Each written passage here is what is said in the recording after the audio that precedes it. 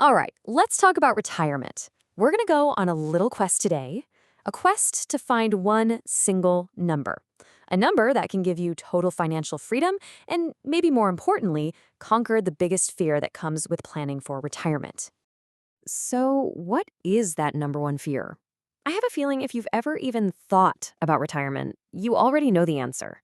I mean, it's the big one, right? The question that keeps you up at night, just wondering, have I done enough?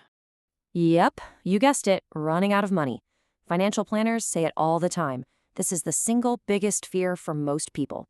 It's that nagging uncertainty that can stop you dead in your tracks, right before you're supposed to be stepping into a confident retirement.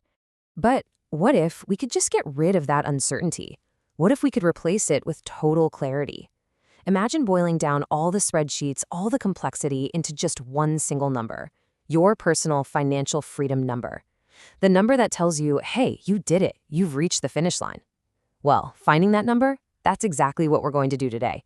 Okay, let's dive into this. Finding your number isn't some kind of financial wizardry.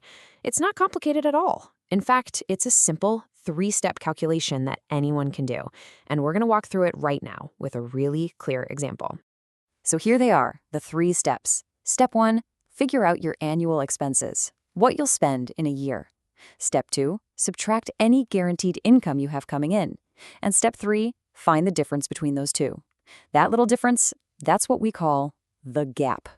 All right, let's start with step 1 and bring in a hypothetical couple to make this real. So they've sat down, they've looked at their budget, and they figured they're going to need about $8,000 a month to live comfortably. You do the math, that adds up to $96,000 a year in expenses. Okay, on to step 2, subtracting their guaranteed income. Now, this is the reliable money, the stuff that comes in from sources other than their investment portfolio. Think Social Security, maybe an old company pension, that kind of thing. For our couple, that all totals up to $54,000 a year. And just like that, we're at step 3. We take their expenses, that $96,000, and subtract their guaranteed income of $54,000. The result, $42,000. This is the gap. This is the amount of money their investment portfolio has to kick off for them year in and year out. Okay, so we have our number, $42,000 a year. That's the gap. But how do you turn an annual number like that into a big total retirement savings goal? Well, this is where a famous and honestly a really powerful rule of thumb comes into play. It's called the 4% rule. Now, this isn't something someone just made up. It's based on a landmark study from back in 1994, and it was later confirmed by another famous one called the Trinity Study. And basically, here's what it says.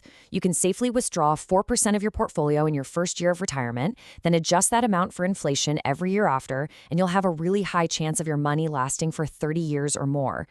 Now, what's great about this rule is that it gives us 2 super simple ways to get to our final number.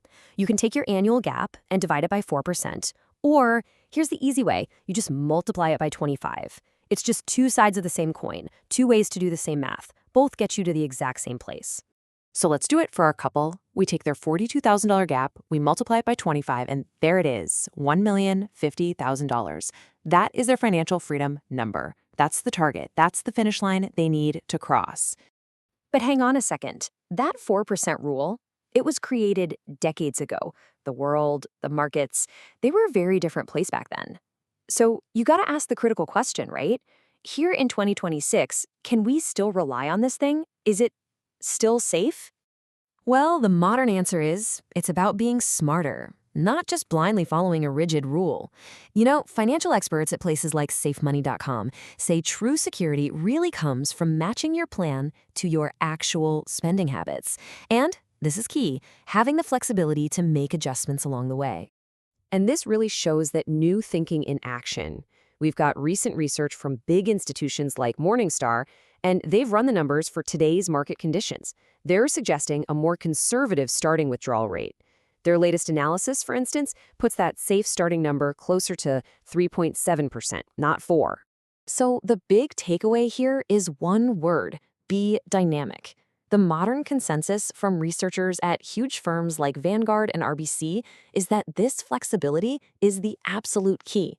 Just being willing to pull back a little bit, to reduce your withdrawals slightly in years when the market is down, dramatically, and I mean dramatically, increases the chances your money will last a lifetime. Okay, so you've found your number, you've got a plan to be flexible, you're all set, right? Well, not quite. There's one major threat out there that can derail everything. It's a risk that honestly most people have never even heard of, but it is especially dangerous in those first few years of retirement. It's called sequence of returns risk. Sounds complicated, but here's what it means in plain English. It's not your average investment return that matters most. It's the timing of those returns. If you get hit with a big market drop right at the beginning of retirement, at the same time you're pulling money out, it can do permanent, irreversible damage to how long your money lasts. To really see how powerful this is, let's look at a great example from Charles Schwab. I want you to meet two retirees. Now, they're identical in every single way. Both start with $1 million, both withdraw $50,000 a year, and over the long run, both get the exact same average return on their investments. The only difference is when they experience a market downturn. Now, just look at this. Investor number one, he gets really unlucky. He faces a 15% market drop in his first 2 years of retirement. Investor number two, she has great returns right out of the gate, and that same drop doesn't hit her portfolio until a decade later. The result is just stunning. Investor one runs out of money completely after just 18 years. Investor two's portfolio, it lasts more than 25 years. That is the devastating power of sequence of returns risk. So what does this all mean? What's the bottom line here? It means that knowing your number, that's a fantastic first step. But understanding the risks and having a flexible, dynamic plan to deal with them, that's what really empowers you. That's what lets you build a retirement plan that can withstand pretty much anything the market throws at it. So let's recap the key takeaways here. First, find your annual gap. That's your expenses minus your guaranteed income. Second, multiply that number by 25 to find your freedom number.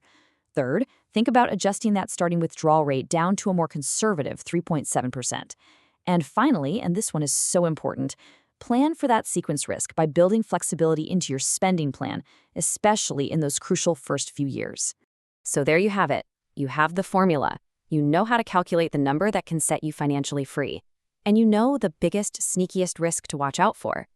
Really, there's only one question left to ask. You know the number. So what's your first step going to be?